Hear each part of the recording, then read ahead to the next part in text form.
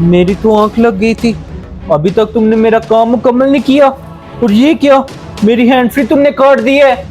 Sir आपका ना सिर्फ 5 मिनट का काम रह गया, और सर इस हैंड फ्री के बारे में मुझे नहीं पता, शायद ये पहले से कटी हुई थी।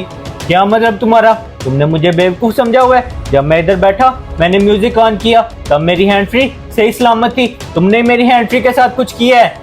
नहीं नहीं सर, मैंने आपके हैंड फ्री के साथ कुछ नहीं किया। ओ हाँ सर, मेरी ना ये शेविंग क्रीम खत्म हो गई थी, ये मैं बाजार से लेने गया हुआ था, शायद उसके दौरान किसी ने आपके साथ शरारत कर दी हो।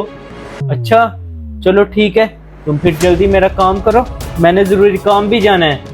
सर आप बेफिक्र रहें, आपका काम 2 मिनट में हो जाता है। मैं स्टोर से कैंची लेकर आया।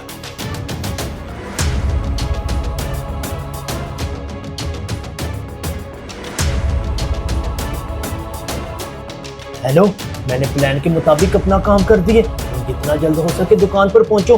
मैंने उसे बड़ी मुश्किल से रोक कर रखा है, वरना वो दुकान से निकल जाएगा। ठीक है, तुम इसे 5 मिनट रोक के रखो, मैं भी पहुंच रहा हूँ। ओके।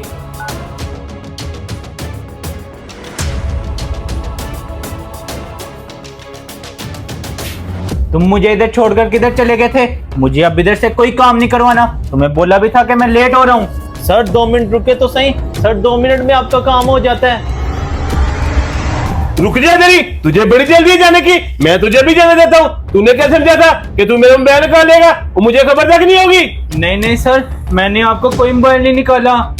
बताऊं तुझे कि ये तेरा अपना मोबाइल है? ये वॉलपेपर देख किसका है। जब तो इधर आकर बैठा था मैंने ये वॉलपेपर देख लिया था, और उसी वक्त मुझे अंदाजा हो गया था कि ये तो मोबाइल इसका निकाल कर लेकर आया है।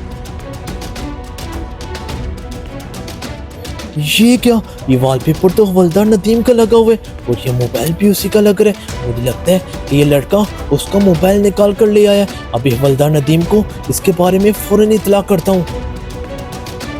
भाईजान आपकी बड़ी मेहरबानी, आपने मोबाइल पर मेरा वॉलपेपर देखकर मुझे फौरी इत्तला कर दी। जितनी आदत दिमागी से इसने मेरा मोबाइल निकाला, मुझे लगता है ये बहुत बड़ा जेब कतरा है। और अब सर इसे ले जाएं और इसके खिलाफ सख्त से सख्त कार्रवाई करें। चल रहे मेरे साथ थाने, तुझे उधर जाकर बताता हूँ। ये बात अपने जहन में रखें कि बुरे काम का हमेशा बुरा नतीजा होता है। तो प्लीज़ कोई भी ऐसा काम करके अपनी ज़िंदगी बर्बाद हरगिज़ मत करें। अगर आपको हमारा ये मैसेज पसंद आया तो इसे अपने दोस्तों के साथ शेयर ज़रूर कर दें। शुक्रिया।